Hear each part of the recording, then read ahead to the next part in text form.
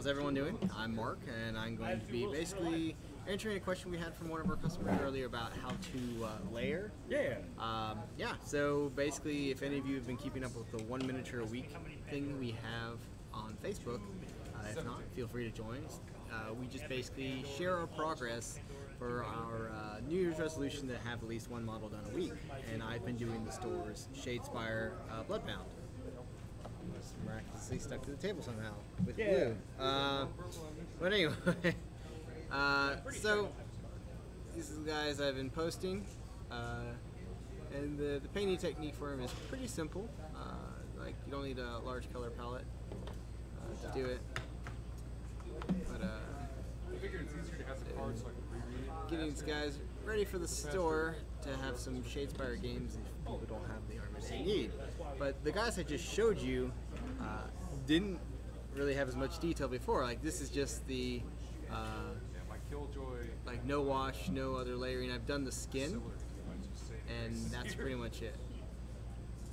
And surprisingly, you can see there's not as smooth a contrast. It's lighter. It just hasn't been hit by the wash yet.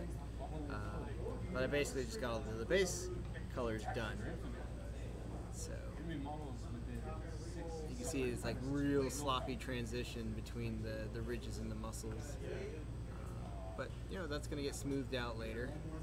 That's what the wash does pretty well. Also gonna, you know, after the wash goes, I can feel if it needs more or less.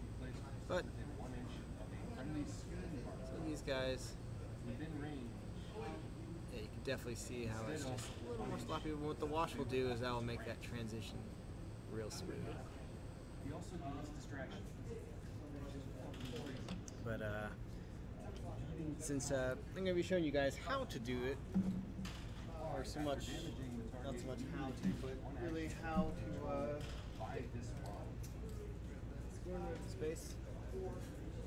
There we go.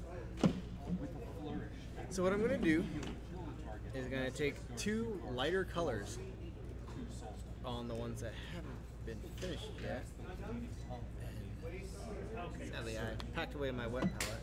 It's a very Fine. You don't need no wet palette. Yeah, I know. But you got the power in you all along.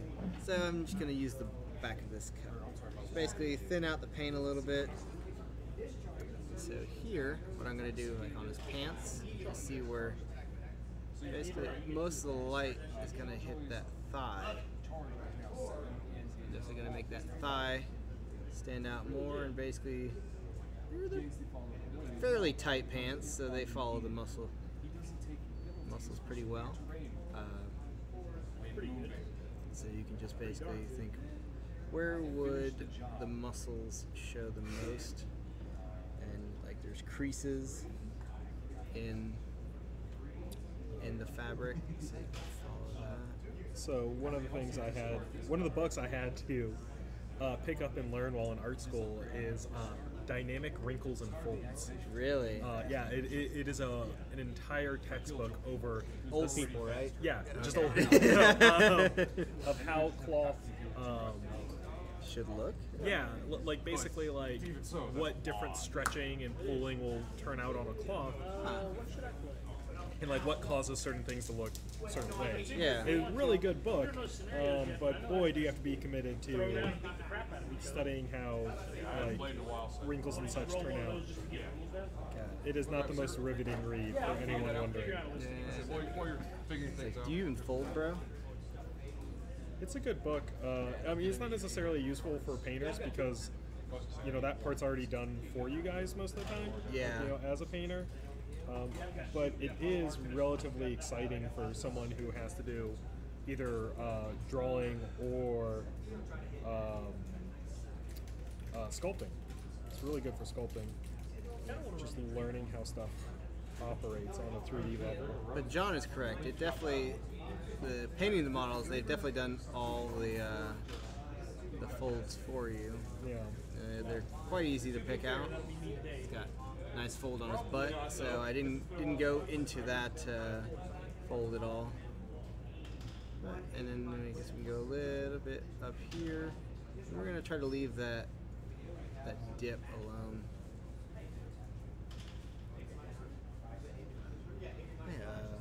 Are there any questions yet? No, just folks watching. All right, perfect. If you guys have any questions or want to know specifically what we're up to, Yeah, feel free to. please, don't hesitate to ask away. I'm still working on my spirit cauldron. And the Knights. And the Knights, as always. I am just more or less tightening up the blends on my cauldron and making it look more finished, because like where I left off before was a great stopping point for what I was doing, but it didn't really sell the look all that well, like on closer inspection. So Yeah. good from far away, up close could use a little bit of touch-up. So I'm working on those touch-ups, trying to get it ready for the tournament we have coming up this Saturday. Saturday.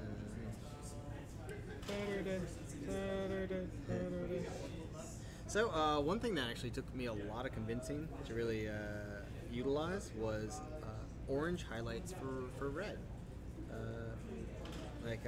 Basically P3 Paints has their Khorne red base, and then their Khorne red highlight is an orange. And I was like, blasphemy, no way. Yeah. It's like, that's too bright. But what people don't realize is it works wonders for reds. It really does make them pop a lot more when that tip is that hint of orange. And you know, sometimes it is a little too extreme. But what I usually do to fix that is I'll go back with a watered down red, usually the Khorne red that this is a highlight for, and I'll go over it. Oops, I love the camera stand. But I'll go over it again, and that'll redden the orange and make it a smoother transition between the colors, because it doesn't really change the base red all too much, but it does change that orange down a bit. So you can see it's a little extreme here, but on this model it has the same bend in the knee.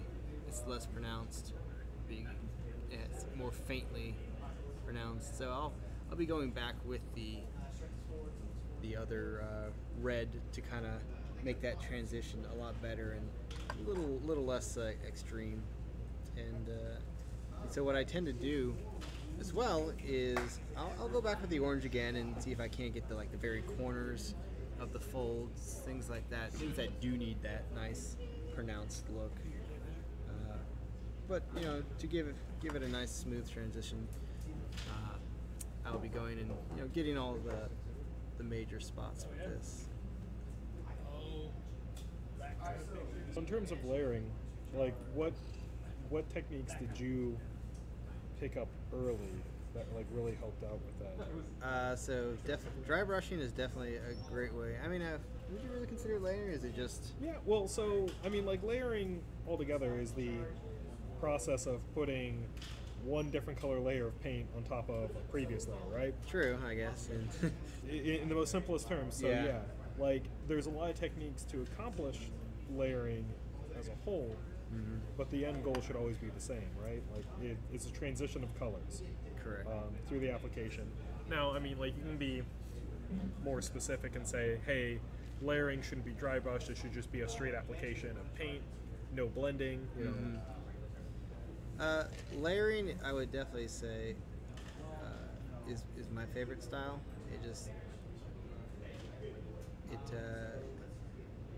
It's easier to pick up. Blending is something I've been trying to work towards, but I still have a lot of shortfalls when it comes to it. I've had a few successes and a lot of failures with it, but it just doesn't seem to have a technique that's just popped in my head every time when using it. So I've been having a harder time with it.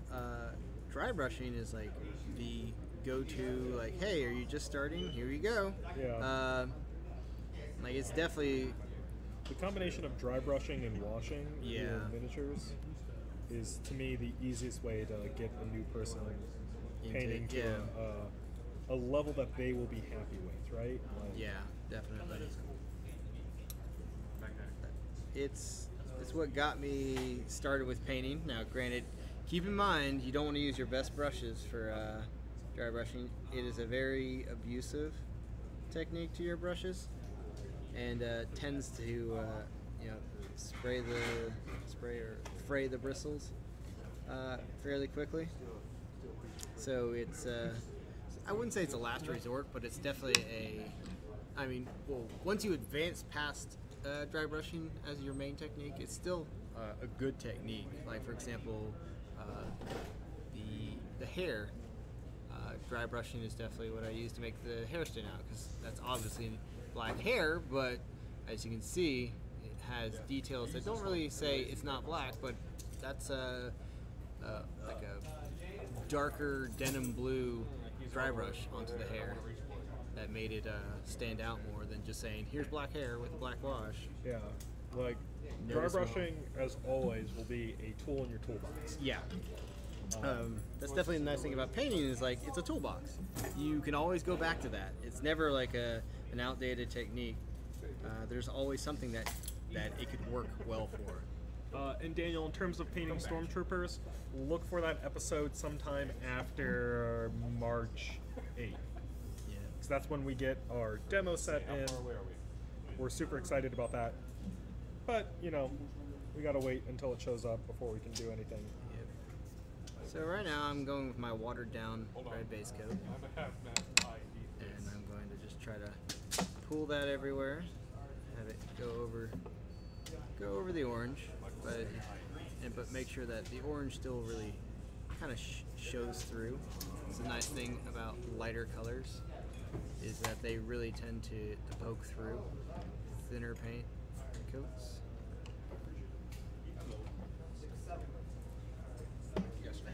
Yep.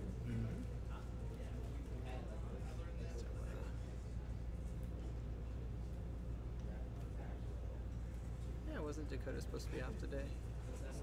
Yeah, I think he is, but I could be out doing something, so hopefully he's watching from afar, watching us work doing stuff. And you know, if you think too much orange is still on there, then you just put another layer on. It's just thin down paint. Yeah. Your own little wash. I always will exercise caution. Like, if you guys are working on models and such, just go slow. Like, you don't have to have these big dramatic changes when you're layering. Little by little, patience will take you a very long way in terms of layering. It's like, a lot of times people will come up and they'll say, oh, hey, it's a little, the transitions, there's no transitions between layers, right? Like, I can obviously see where one color ends and the other one starts. Yeah. And that's usually due to people, newer folks especially, just not thinning their paint layer down enough and being a little too aggressive with it. I'm still too aggressive. I think on this leg I got a little too aggressive with how thick the orange was, so it's getting harder to cover up on this back leg here.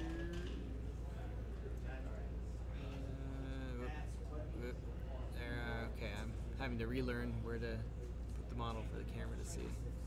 So I think right here was my big issue of, I made the orange a little too prominent. But, it's paint. You can always go in with a different color, and that helps the transition. But, just slowly going with more red as it covers the orange more, it'll be that blend that I want. By George, help me, it'll be the blend I want. So yeah, it's layering's definitely a patience game, but can give you great results, right? I think the Thursday after we get Legion in, which I want to say is the 9th or the 10th, yeah, we'll probably have a stream of Mark painting Vader and I'll be painting Luke. Yep, it will be a race too. I'll win. You probably will. Not saying you're cheating, but yeah, I have certain advantages. One of these things is not like the other. Yeah. but they both belong in the Star Wars universe. R.I.P. Luke, R.I.P. Vader. Yeah. But yeah, so we'll be doing that, and we'll probably kind of talk about like speed painting techniques that we both learned. It will probably be a heavy application of like color primer. Yep. Shortcuts are shortcuts. Never scoff at them. If they give you the results you want, like it's all about what you want out of your model. If you're like, all right, I don't need this to look like it's the Michelangelo's Sistine Chapel. I'm gonna go ahead and prime this the black or the white or the brown. I mean, I remember like a decade ago you had gray, white, black as your choice of primer. Now it's like, hey, I'm painting ultramarines. Looks like I'm gonna find that ultramarine primer. Or I'm painting Elysians. Looks like I'm gonna use the green. There's just the amount of choice you have is crazy. Take advantage of that. Jesse, you excited about the tournament on Saturday? I am. Yeah. I'm excited to make terrible judge calls. Yeah. We'll keep a count. Reset the clock. So It's like terrible judge call, and you can buy them a beer afterwards too. yeah, I can. For them not to Literally. accept. So Right. kind of made the orange Exactly. disappear, but it's more of a, at least from my vantage point, a smoother blend, and I'm gonna go over with a nice orange again and just hit the tips. It's very shiny because it's not dry yet, sadly, so it's harder to see where that transition has happened. Mark, do you know if we have a Shade Spire box in the core set? The core set, I don't believe we have that. Yeah, I yet. think we sold out again. We do have the other ones in though. But yeah, hopefully our next Games Workshop ship it. Yeah, I'm not sure if it shipped with this one or not. A lot of stuff didn't ship with this most recent shipment.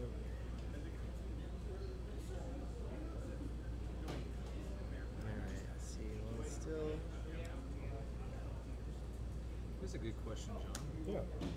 How does P3 paint taste? Better than GW paint. That's true. Instant selling point. I don't know what the P3 guys put in their paint, but I can tell you that it is not as awful to put in your mouth as GW paint.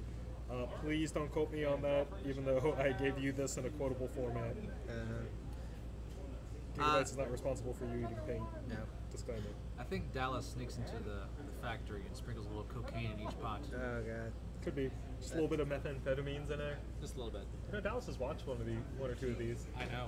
Good. It's like, Let him know I'm onto him. Yeah. Think of the children. that have jobs because of this. Yeah. Yes. I mean, after the cocaine, they work so hard. So just I also kind of cheat sometimes, I think there's too much on the model. I'll take my finger and just try to rub it away before it dries. I don't recommend doing this. It's just a cheesy technique I've come to use. Is it cheesy because it's orange? Ha ha ha!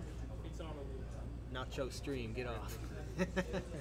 Yeah, Raymond, that Don't would make me be get off a my great stream. time to come in.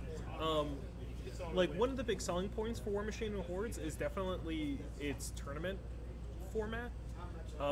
So if you kind of want to like get a look at War Machine and Hordes at its Worst. No. Oh, best, wait, best. best. Yeah, yeah. Best. Come watch the tournament. I'm not playing, so it will be best. Yeah. Oh. So one of the big things, or one of the things I always tell people when they're looking into getting into a game like War Machine and Hordes or Malifaux or 40K is kind of what you want out of it. And War Machine to me boasts the best tournament rule set. Like, you know, the rules are clear, concise. The game is designed to be played at that kind of tournament level in terms of like how the models are designed and the interactions with the rules and all that. So I really recommend it. I personally love playing War Machine and Hordes tournaments. I'll be playing all Saturday with my Gators. and I'm working on painting up some models for it right now. We're finishing up some models. You can see now that orange is much better. Better, smoother transition between the two colors. Definitely think I can go a little bit further on the side. It's nice that the camera gives you an angle for that. But you know, thinning the paint is very important to make it not just like an immediate like drop into a different color. You definitely want it to be a little bit smoother, which requires more of the undertones to shine through the paint. I think a little too much there. So we can always go in with the red again. So the nice thing is, as long as you don't have like 50 layers of paint on the model, you can always it's go back. It's one of the nice things with acrylics is that you like how they're intended to be used, relatively thin, leaves them to be able to be applied multiple times. Mm-hmm.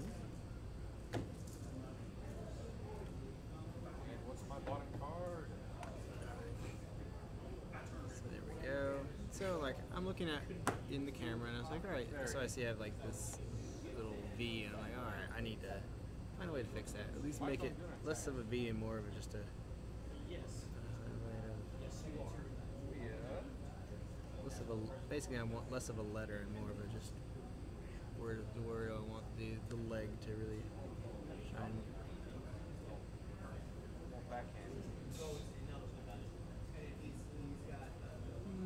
Still trying to think. So I think it definitely just needs to be toned down. So a lot of my painting is really just experimentation.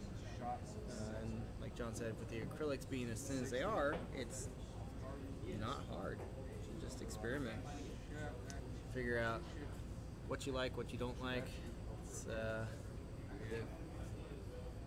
little sad because it does, I believe, affect like it kind of randomizes my quality of like, oh, did I discover something this time or not? And if it's a not, then I always just, it makes me a little self-conscious. Like, I didn't discover the best way to do this. So sadly, not going to be up to snuff for what I wanted. But sometimes you do discover it. Yeah. And remember, like, not every model has to be a magnum opus, right? Like, Go ahead. I trust you.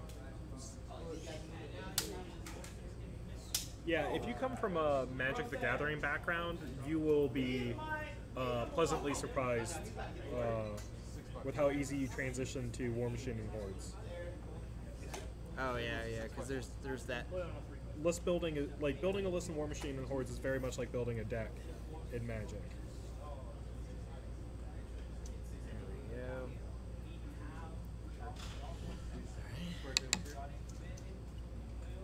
So just,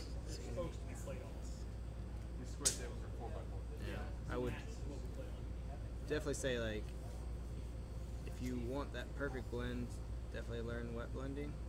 But for that quick tabletop blend, or you know, if you put the time and effort into it, you can still have a wonderful model that definitely gives you that look you're looking for. But like, I originally had started these guys as just a let's work on all 5 at the same time. We'll get them tabletop, and there we go. So right now I'm just getting the peaks orange. Yeah, one of the things, actually a lot of pro painters will talk to you about, is that even like when you perfect wet blending, you're not going to wet blend the whole model unless you're really putting that showpiece. But what you're going to do is that you're going to blend the details that your eye's naturally going to gravitate towards. So like the shoulders, the head, and the chest. And then on the rest of it, you can usually use some techniques that are just going to save you time over the whole model, like dry brushing or you know, just straight up layering kind of thing. Mm-hmm. But when, you know, a normal onlooker will look at it and will be like, oh, hey, this is great. Look how great, you know, the model looks. Like, all these cool details worked in. Without them even realizing that not all the model is done at the same level. Yep.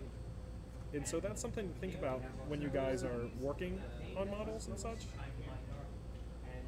is focusing on the T section. So shoulders, head, and chest.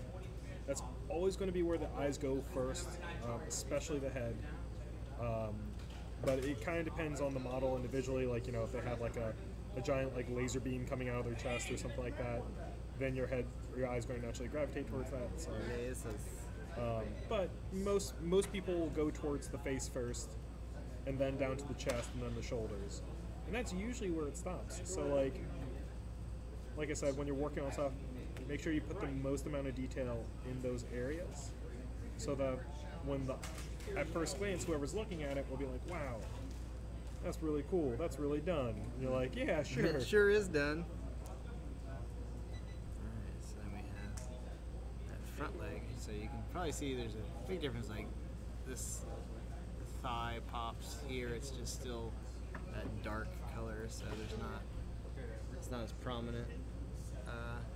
And the thing is, you look at this guy's chest. Like John was saying, the T section, but it's just the chest, and so you look at where all his jewelry and all his flair is. It's all below the waist. It's his belt. It's his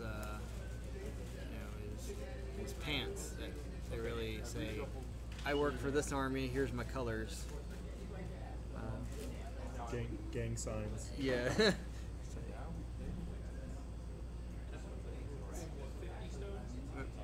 we go. So I'm going to go in and just try to get that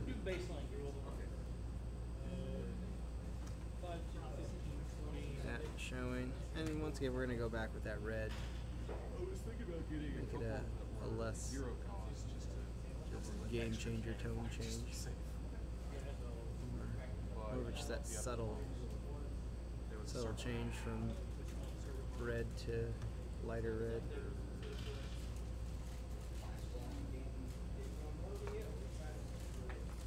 You see there's an extreme difference between the two legs, but that will be different shortly. And for the helmet, I can really just show you the dry brushing technique.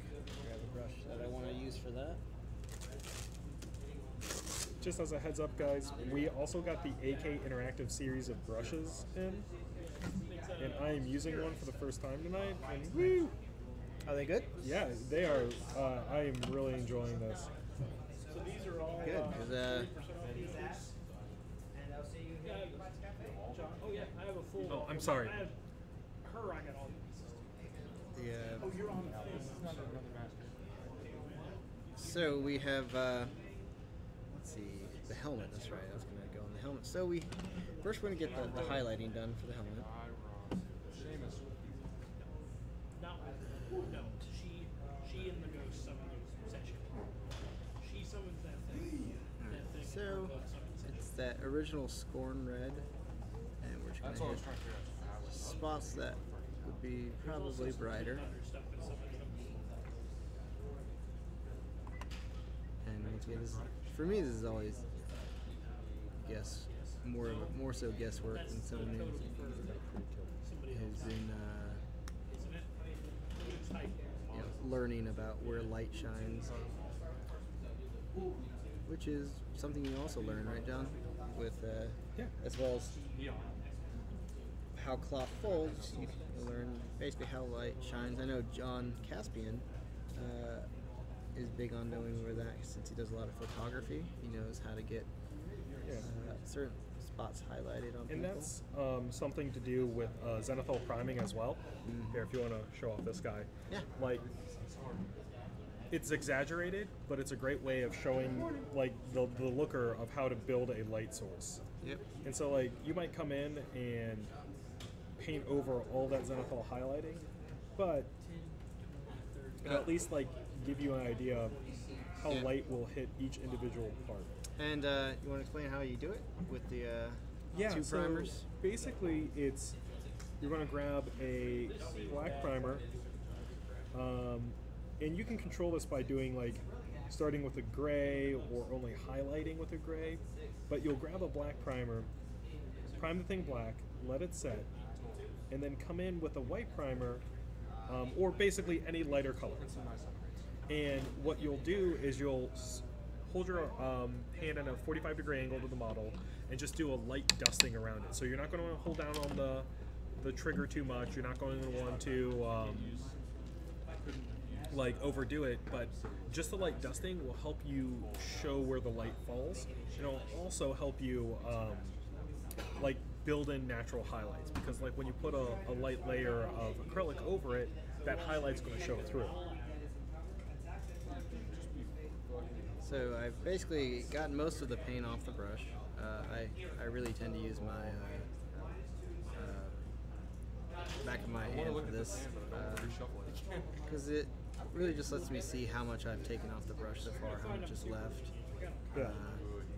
And then just go in, and what this does is that orange is going to hit all the edges, like little fake teeth he has on his helmet, the eye sockets, like all that, even the little horn he has is going to catch that orange as the remnants of the pigment left on the brush. Just search for something to cling to. They're going to hit those raised edges, and they're going to show on the helmet more where it can catch. So you can see here, that's what it originally was. Now it's more like that, and I'll try to make it a smoother transition as well. Might bring it down to that red again, a watered down red. It's a little too orange for me, but that's not 10 is the 10 beyond but what's fixable. Depending on the amount of people that show up, we might leave earlier or whatever. But 10 was my That initial watered pick. down. However, if we need to shift that around, we can. Well, I just got asked if I would like to join on the D&D tonight. It was like, what? Let's water that down even further. 7 o'clock? Where? I definitely think we're where we need to be. We just don't want to put it back to where it was. On you? You realize I take what's there and move it around. Alright. And it is 4:30 when you're asking. Shit. Would have liked to have known a touch. There we go.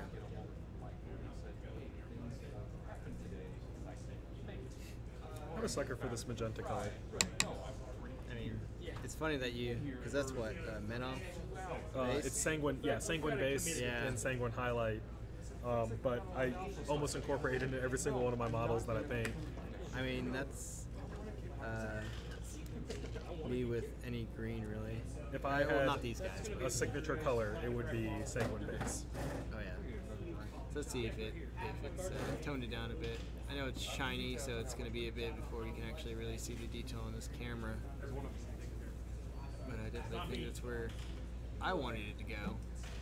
You still see the edges have that highlight to it. And so now we can take that watered down red, go back to that leg, and voila. So now you see that orange kind of shines through. I mean, just give it time to dry. There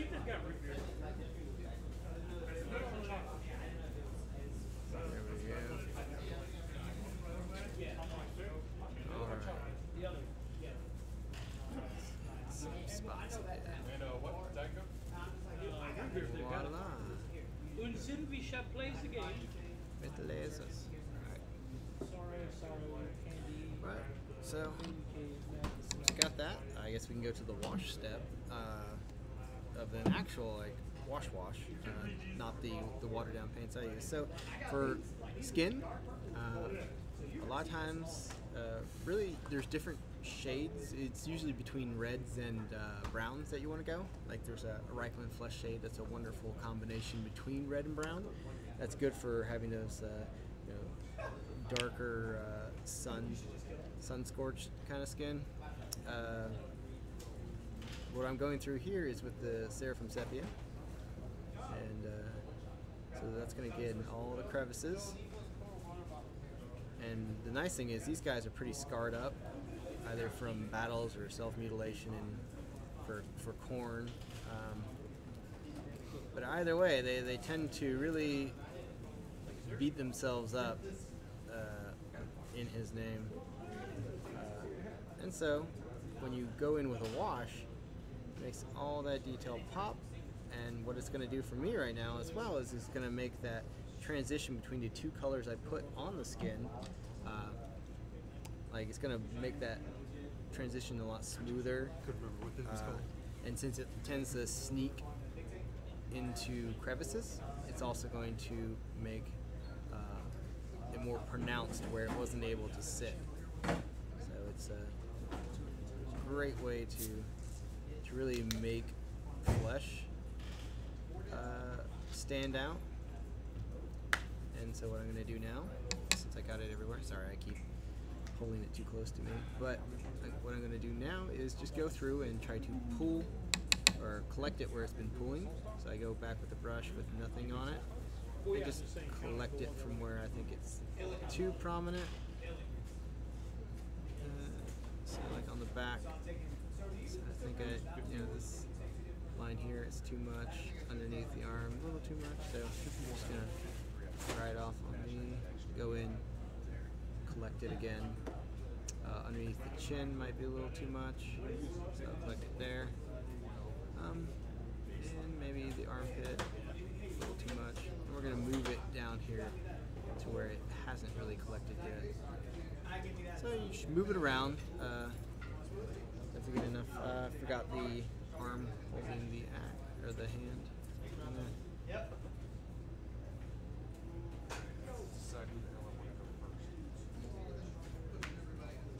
And it's also great for whites, so we're going to apply it to the axe handle as well.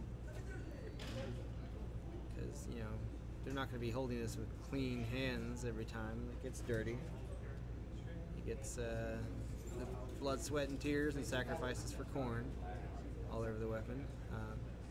Speaking of blood sacrifices, there's also like blood effects. If you want your weapon to look used, you can put a lot of that on there. Shade Spire, you have two modes of what your character can be. There's normal and then there's inspired. I would have to say that they have not earned their blood until they are inspired.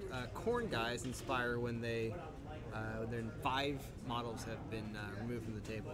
5 models have been killed. I misinterpreted that the first time I tried them, where I thought it was 5, or not 5 guys, 3 guys. Sorry, 3. I was gonna say, No. It's 3 guys. But I misinterpreted thinking that it was 3 of your own guys had to die. Like they were just so happy that they made the sacrifice for Khorne. But no, it's like you can take out the enemy and it'll happen. But once 3 things have died on the table, that's when you get to flip your entire team. That's the neat thing. Yeah, that's very different than most of the other teams. Also. Yeah, most of the other teams have to have something happen to them. These guys just need a status effect across the whole board to be triggered. So it's a pretty insane thing when you get to flip your entire team at once, and all of a sudden they're faster, stronger, doing more damage, harder to kill, things like that. So there we go. No, I just remember. And it even has a little plant growing. Even in the realm of fire, things can grow. I believe, well, not even realm of fire, sorry. They're from the realm of fire, but Shade Spire is the realm of death, I bet. So I believe they had like a weird kind of wheat crop or something like that was able to grow, like bone wheat or something like that. So everything either has like bone or bone or whatever, death, or and then like a corpse bloom or something like that. same as like Khorne, everything starts with blood. Or skull. There's skull cannon. It wasn't a blood skull cannon. Well, it's skull cannon or blood throne. Yeah. Oh yeah, it was also a blood. Where did here we are. I just went for power. So now we can do touch-ups. Especially when you go up against an army like, I don't know. So we had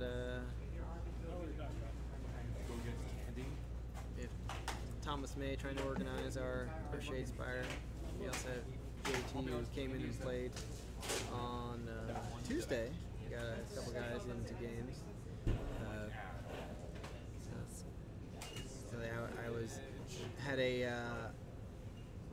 game of War Machine Hordes planned against Elliot, or else I would have joined into that. Let's see, it's drying fairly quickly for a wash, but sadly it's something you always have to wait on. You can see the muscles become more pronounced. Unless... I'm not going to get a hairdryer. No, we got a heat gun behind you. That'll be fine. Yeah, that's even worse. So as this axe melts off, and the last of the wash dries, I can be satisfied.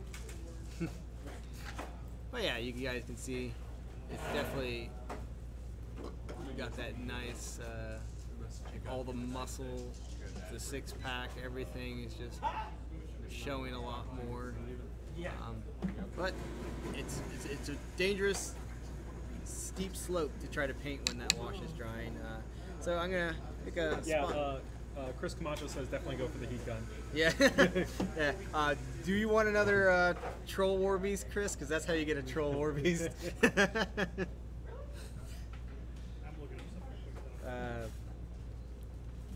So I'm gonna pick a spot that's fairly separated from where I've been working. So wire that down. Well, it's important to always keep moving with your minis. Yeah. If you take a break, you lose momentum, and then it's over, right? Yeah, a lot of times that momentum lost is just the Brutus to my Caesar of painting. It'll just stab me in the back Every gosh darn time. and leave me unwilling to paint the rest of my Roman army. All right, I'm gonna be off camera just a sec so I have a better angle at this. There we go. So basically getting that, say a gauntlet-ish, just gauntlet sans fingertips.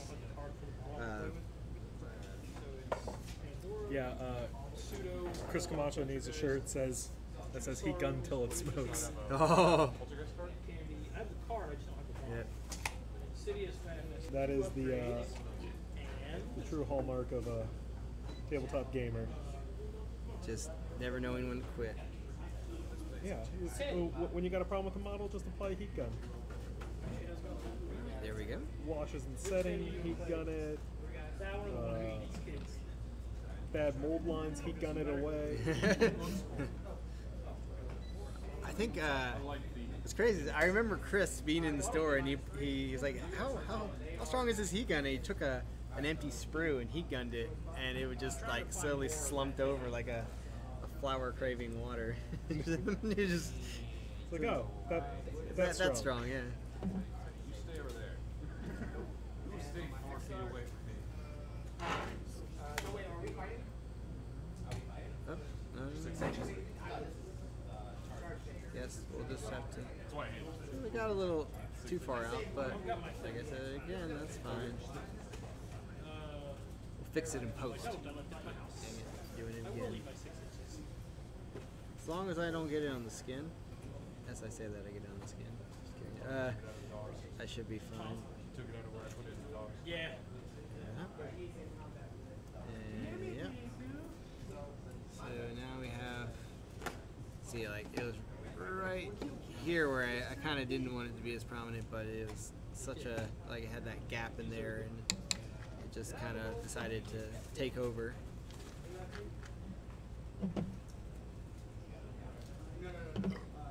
So I'm going to put it down some more. So let's see if we can't get that to just be a little less crazy. I think that's already helping, getting the red back in there, bring it back to that original color. Take some of that off.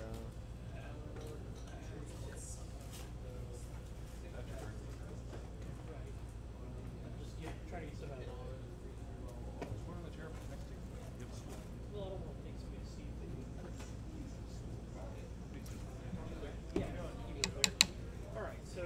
It is a Joe Puff. His triumphant return to the store.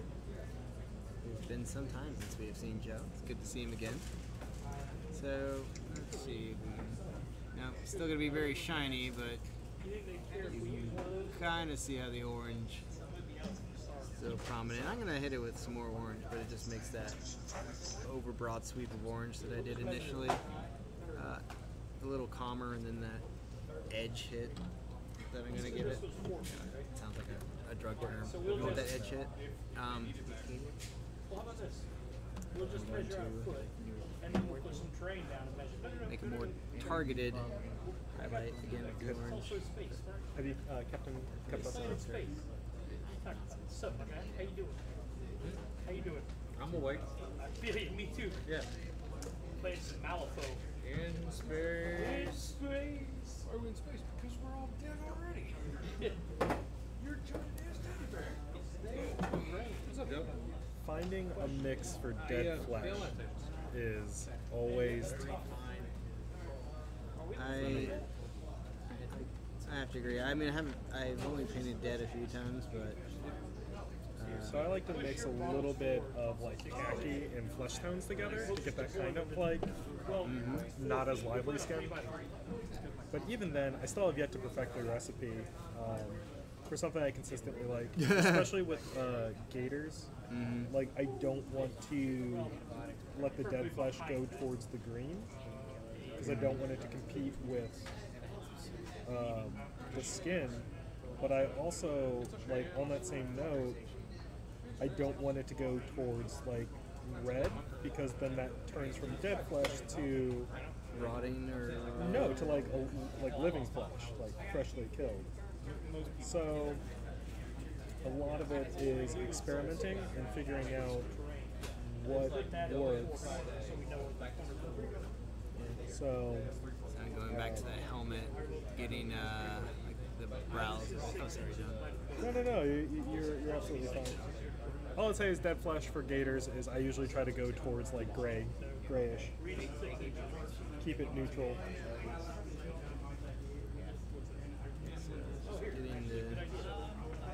Getting the highlights of the skull helmet done. Going back with the orange. Like I said, it's all about basically just finding that middle ground. What I do like about making that wash though is that it usually gives you that where it'll settle, and so you get that slower transition on the helmet. I've always had trouble finding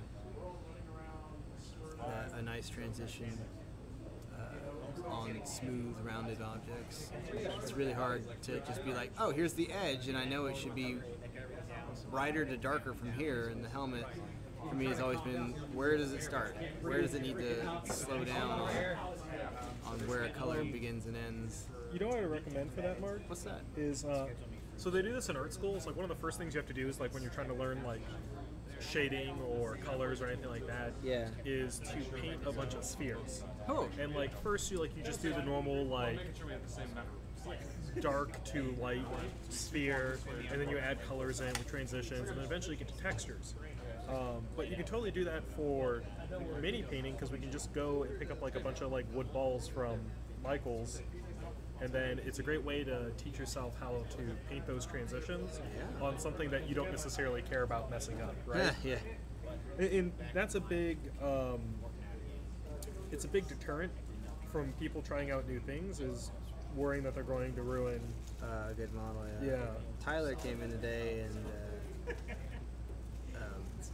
he said he started his painting with Mortarion. Yeah. And he's like, yeah, that was my problem. Is I started with Mortarion before I had really picked up all the techniques. And so he was a little like, So my Poxwalkers look great. But Mortarion is a little lacking. I mean, that's the thing. It's like you get excited about something. Yeah. Never look back with regret about being excited to paint something. If it's what got you into painting, that's fine. And there's always going back to fix it, right? So, like, there's nothing to stop you from going back to Mortarion, stripping it and doing it again, or doing what I do, sell it off, come back, buy a new one. I mean, we use some of the terrain. Yeah. Like, just making sure. I didn't know what we could or couldn't do. No, you guys are good. Alright, so I guess we'll work on the back of the leg. Ooh, rocks.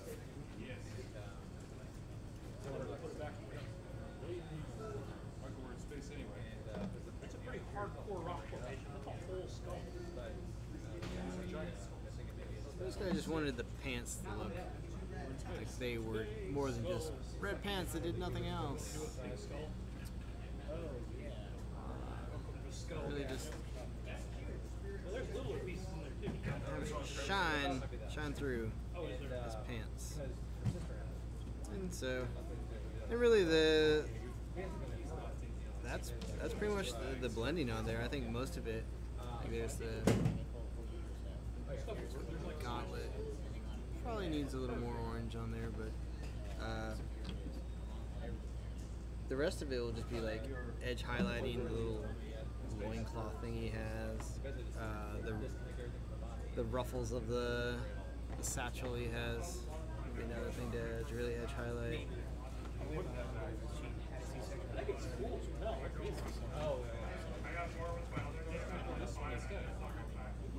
There we go. Why can't we have two? Here, that'll be the corner pieces. That'll be cool as hell. Call this Battle of Skull Ridge.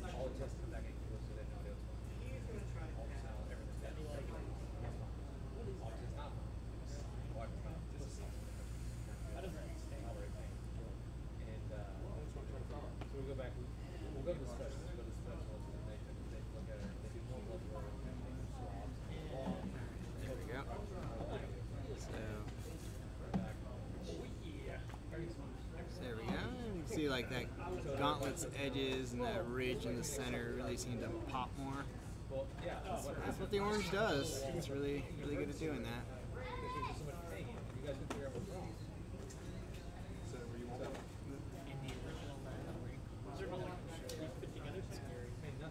It really depends. I know I keep holding off camera a lot, but it just really depends what I'm trying to focus on that I'll hold it in a different spot each time. Like, it seems like it should. Oh yeah, look at that buff guy ready to swing his axe at someone.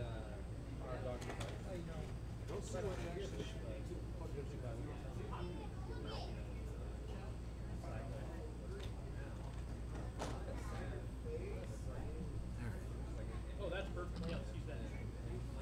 It's like a little wall thing. Alright, so let me grab a brown. Right in the middle, just Another skull. whatever the worst scenario is. Fighting giants.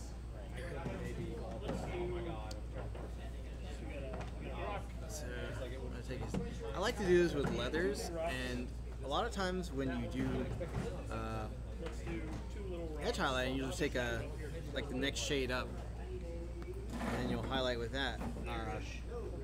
With leather, I do the extreme, because you ever see like a black leather belt and then it has that wear on it, and that brown pops out, and then but it gets even more worn out, so then that dark brown turns to a lighter brown. I like to have that kind of highlighting, so what I'm doing is I go like an extreme shade higher, and I do that brown like that. Just really makes the belt stand out. And I'll even go back and I'll do that dark space brown. I'll turn it into a wash, and just to make that more of a subtle Both of my upgrades, by the way, thing. are on. It's more that transition from the darker brown to the lighter brown. Even further wear and tear.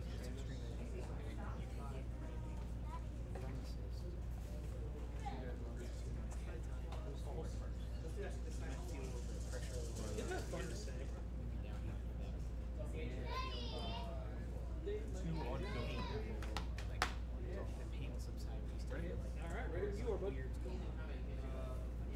You need to face that guy. Yeah, let me shut my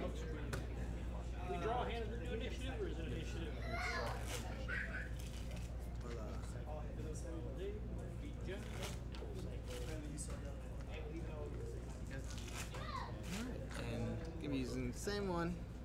Keep in mind I wasn't super creative on the colors I used here. I wasn't intending to assembly line these guys, so I just went, you know, everyone same skin, everyone same hair if they have it. This guy doesn't have any hair. And then all leather will be the same, all cloth will be the same. The one thing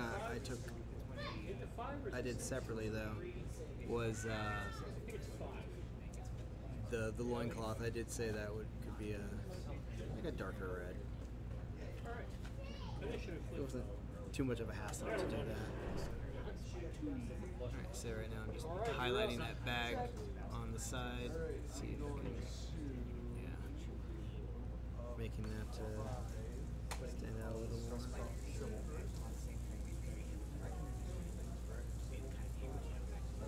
2 1 actions and a 0 action.